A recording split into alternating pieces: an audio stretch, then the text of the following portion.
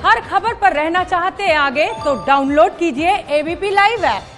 तो इस वक्त एक बड़ी खबर आ रही है। बीजेपी अध्यक्ष जेपी नड्डा के काफिले पर कल हुए हमले पर पश्चिम बंगाल की राज्यपाल की रिपोर्ट मिलने के बाद केंद्रीय गृह मंत्रालय का कड़ा रुख सामने आया है। केंद्रीय गृह मंत्रालय ने पश्चिम बंगाल के डीजी और मुख्य सचिव को 14 दिसंबर को केंद्रीय गृह मंत्रालय में तलब किया है।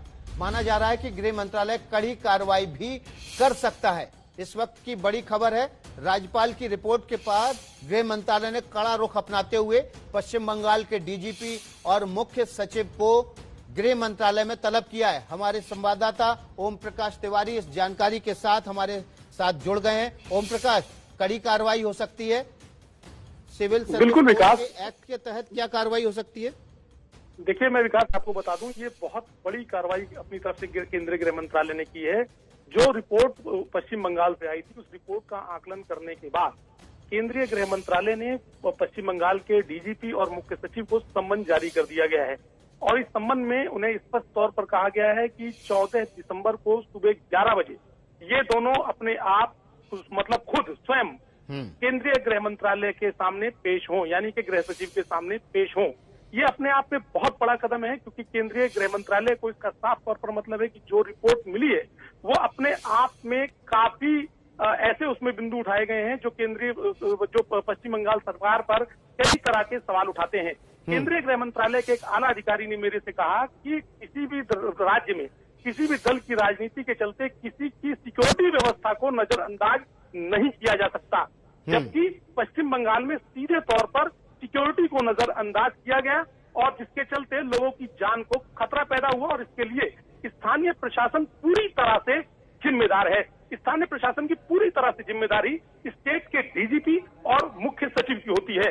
लिहाजा केंद्रीय गृह मंत्रालय ने इन दोनों अधिकारियों को तलब किया है और इस तलबी के बाद विकास, एक बात आप तय जान लीजिए कि केंद्रीय गृह मंत्रालय कड़ी कार्रवाई करने के मूड में है। विकास जी बिल्कुल, देखिए केंद्रीय गृह मंत्रालय कार्रवाई डीओपीटी के साथ मिलकर कर सकता है, क्योंकि तमाम आईएएस आईपीएस अफसर सिविल सर्विस कोड के तहत बंधे होते हैं। ओम प्रकाश, क्या कार्रवाई हो सकती है, हम ये समझना चाह रहे हैं।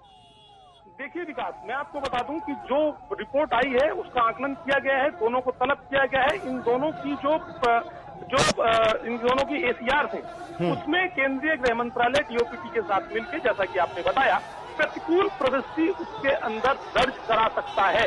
यानी कि भविष्य में जो इनको जो प्रमोशन मिलने हैं या इनके जो इनको लाभ मिलने वाले हैं उन पर रोक लगा सकता है, इनकी सर्विस में कटौती कर सकता है।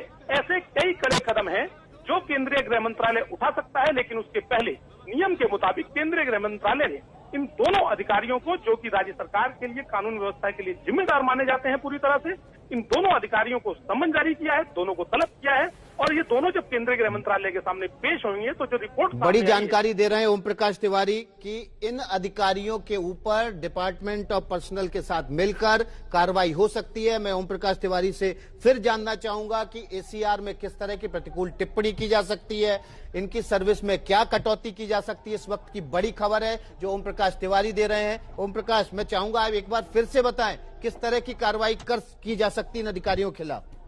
देखिए विकास, जैसा कि मैंने आपको बताया कि इस पूरे मामले में यदि केंद्रीय गृह मंत्रालय इन दोनों अधिकारियों की द्वारा दिए गए जवाबों से संतुष्ट नहीं हुआ, क्योंकि इनको बुलाया गया है तो जाहिर सी बात है कि इनका पक्ष पूछा जाएगा। इनका पक्ष पूछने के बाद यदि केंद्रीय गृह मंत्रालय इनके जवाबों से संतुष्ट नहीं हुआ तो पॉइंट नंबर 1, इन्हें कड़ी वार्निंग देकर छोड़ा जा सकता है कि भविष्य में इस तरह की गलती ना हो।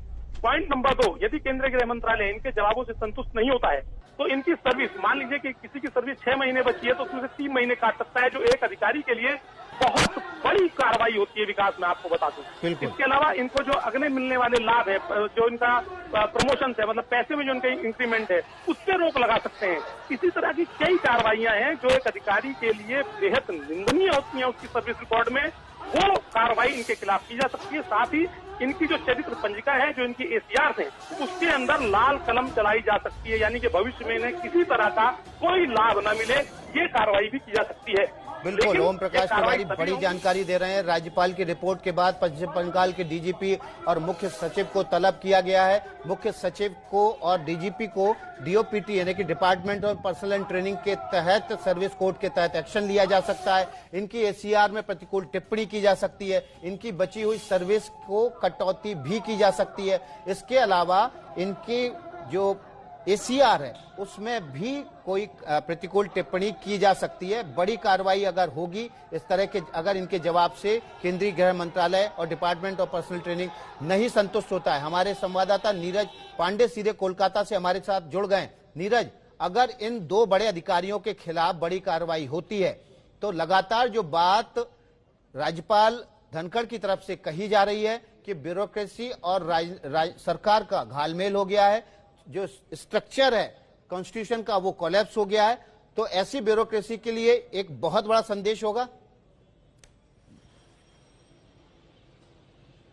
निश्चित रूप में विकास ये एक बड़ा संदेश होगा और उससे भी बड़ी चीज है जो फेडरल स्ट्रक्चर है उसको बनाए रखने के लिए ये जरूरी भी होती है। केंद्रीय गृह मंत्रालय चूंकि काम करता है देश में तमाम और व्यवस्थाओं को दुरुस्त करने के लिए, डीओपीटी का काम है कि जितने भी अधिकारी हैं वो जो रूल एंड मैनुअल्स हैं उनका पालन करें, चाहे वो किसी राज्य में हो, किसी सरकार के अधीन में हो, कोई पॉलिटिकल माइलेज ना लेने पाए। ये सारी चीजें जो होती हैं उसको इंश्योर करने की जिम्मेदारी होती है डीओपीटी और केंद्रीय गृह मंत्रालय की। तो निश्चित रूप में पश्चिम बंगाल में जो कल घटना घटी वो अपने आप में चिंतनीय थी, क्योंकि Z+ security less JP Nadda यदि किसी स्टेट में जाते हैं तो जो उनको केंद्रीय सुरक्षा मिली है वो तो उनको सब्जेक्ट को प्रोटेक्ट करने के लिए होता है, यानी कि उस पर्सन को प्रोटेक्ट करने के लिए होता है। लेकिन जिस रूट से कोई वीआईपी निकलता है, जिस जगह पे जाता है, वहां की सारी जो जिम्मेदारी होती है स्थानीय प्रशासन की होती है, यानी कि पुलिस अधिकारियों की जिम्मेदारी होती है और लोकल डिस्ट्रिक्ट मजिस्ट्रेट की जिम्मेदारी होती है कि वो इंश्योर करे कि जांच के दायरे में और भी अधिकारी आगे आ सकते हैं।